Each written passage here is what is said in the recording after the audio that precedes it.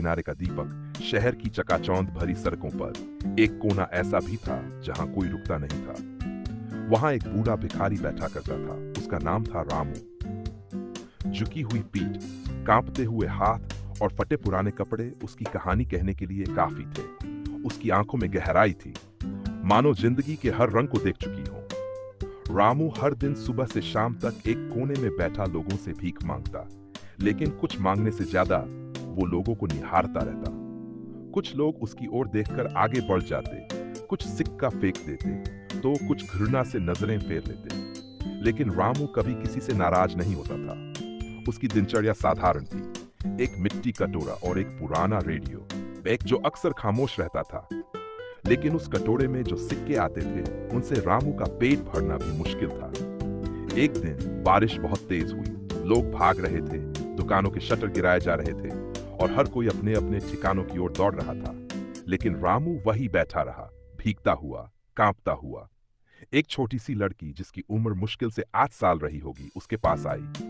वो खुद भी भीग रही थी, लेकिन उसने रामू के लिए अपनी छतरी आगे कर दी।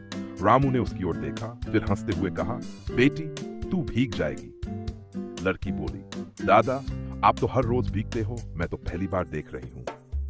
उस दिन के बाद से वो लड़की, जिसका नाम अनु था, रोज स्कूल जाते समय रामू को प्रणाम करती और कभी एक रोटी, कभी एक टॉफी दे जाती। रामू के जीवन में अनु जैसे कोई दीपक बन गई थी। वो उसके आने का इंतजार करता, उसके मासूम सवालों का जवाब देता और जिंदगी की कहानियां सुनाता।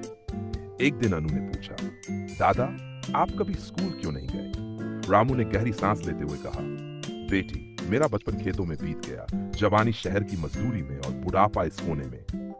जिंदगी ने किताबें पढ़ने का वक्त ही नहीं दिया। अनु की आंखें भर आईं। उसने अपने स्कूल का एक पुराना बस्ता, कुछ पेंसिलें और एक किताब रामू को दी।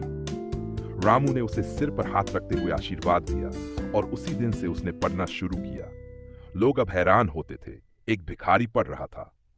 कुछ हंसते, कुछ ताली बजाते, लेकिन रामू पर इसका कोई असर नहीं होता।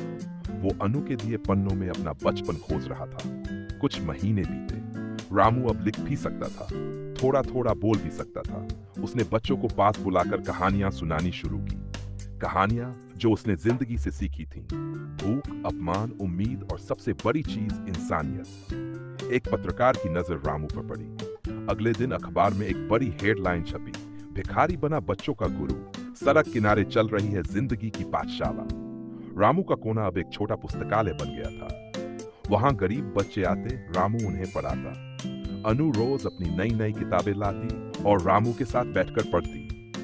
रामू अब सिर्फ एक भिखारी नहीं था, वह प्रेरणा बन गया था, एक चलता फिरता स्कूल। उसकी आंखों की चमक अब उम्मीद की किरण बन चुकी थी। एक शाम रामू ने अनु को पास बुलाया, उसका हाथ पकड़ा और कहा, बेटी जब मैं मर जाऊं तो इस कोने को मत छोड़ना, इसे बच्चों की मुस्कान से जिंदा रखना। ये कोना अब सिर्फ मेरा नहीं है, ये उन सबका है जो जिंदगी से हार गए हैं और यहाँ आकर फिर जीना सीखते हैं। वर्षों बाद रामू के देहांत के बाद भी वह कोना रामू दीदी की पाठशाला के नाम से जाना जाने लगा। अनु अब एक शिक्षिका बन गई थी और रोज उसी कोने में बच्चों को पढ़ाती थी। रामू नहीं था, लेकिन उसकी आत्मा वहां थी, हर उस पन्ने में जिसे कोई बच्चा उल्टता था, हर उस हंसी में जो वहां गूंजती थी। सीख, यह कहानी हमें सिखाती है कि कोई भी इंसान छोटा नहीं होता। जिंदगी हमें तोड़ती है, लेकिन अगर दिल में रोशनी हो तो अंधेरे में भी रास्ता मिल ही जाता है। भिखारी भी गुरु बन सकता है और एक छोटी बच्ची भी दुनिया बदल सकती है।